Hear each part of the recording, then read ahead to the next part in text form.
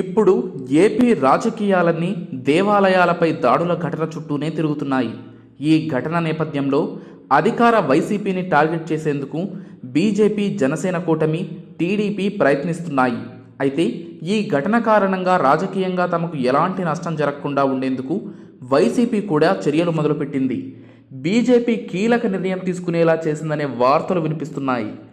ఏపీలో జరుగుతున్న పరిణామాలను రాజకీయంగా తమకు అనుకూలంగా మార్చుకోవాలని బీజేపీ గట్టిగానే ప్రయత్నిస్తోంది. దీని ప్రభావంతో రాబోయే తిరుపతి ఉప ఎన్నికల్లో రాజకీయంగా ఎంతో కొంతమేర లబ్ధి పొందాలని బీజేపీ యోచిస్తున్నట్టు సమాచారం. ఈ అంశంలో తమ కంటే టీడీపీ ముందుండి నిరసనలు చేపట్టడాన్ని కూడా బీజేపీ నాయకత్వం గమనిస్తోందని, అందుకే ఈ విషయంలో రాష్ట్ర బీజేపీ అధ్యక్షుడు సోము వీర్రాజును ఢిల్లీ పిలిచి క్లాస్ తీసుకుందని ప్రచారం సాగుతోంది. రాష్ట్రంలో జరుగుతున్న పరిణామాలపై నిరసనల ద్వారా ప్రజల్లోకి ఎందుకు అంత గట్టిగా వెళ్ళలేకపోతున్నారని బీజేపీ నాయకత్వం సోము వీర్రాజును వివరణ కోరినట్టు తెలుస్తోంది. ఈ క్రమంలోనే తిరుపతి లోక్సభ ఉప ఎన్నికల్లో ఏపీ బీజేపీ నాయకత్వాన్ని నమ్ముకోకుండా తెలంగాణ బీజేపీ అధ్యక్షుడు ఫైర్ బ్రాండ్ ఇమేజ్ ఉన్న బండి సంజయ్ను రంగంలోకి దింపాలని బీజేపీ జాతీయ నాయకత్వం యోచిస్తున్నట్లు ఊహాగానాలు మొదలయ్యాయి. ఇటీవల ఏపీ పరిణామాలపై బండి సంజయ్ తరచూ స్పందిస్తుండటం వెనుక అసలు కారణం కూడా ఇదేనని పలువురు చర్చించుకుంటున్నారు.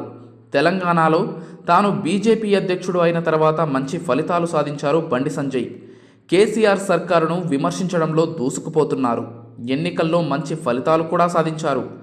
దీంతో ఏపీలోనూ బండి సంజయ్ను రంగంలోకి దింపాలని బీజేపీ నాయకత్వం యోచిస్తున్నట్టు తెలుస్తోంది. ముందుగా తిరుపతి ఉప ఎన్నికలకు సంబంధించి బీజేపీ గెలుపు బాధ్యతను బండి సంజయ్కు అప్పగించి ఆ తరువాత ఫలితాలపై అధ్యయనం చేయాలని ఆ పార్టీ నాయకత్వం భావిస్తున్నట్టు సమాచారం. ఇందుకు బండి సంజయ్ కూడా సుముఖంగానే ఉన్నారని కొందరు నేతలు చెబుతున్నారు.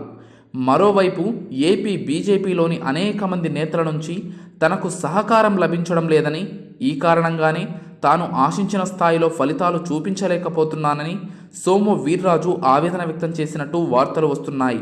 తిరుపతి ఉప ఎన్నికల్లో మెరుగైన ఫలితాలు సాధించాలని భావిస్తున్న బీజేపీ ఇందుకోసం ఊహించని ప్రయోగం చేయడానికి సిద్ధమవుతున్నట్టు కనిపిస్తోంది.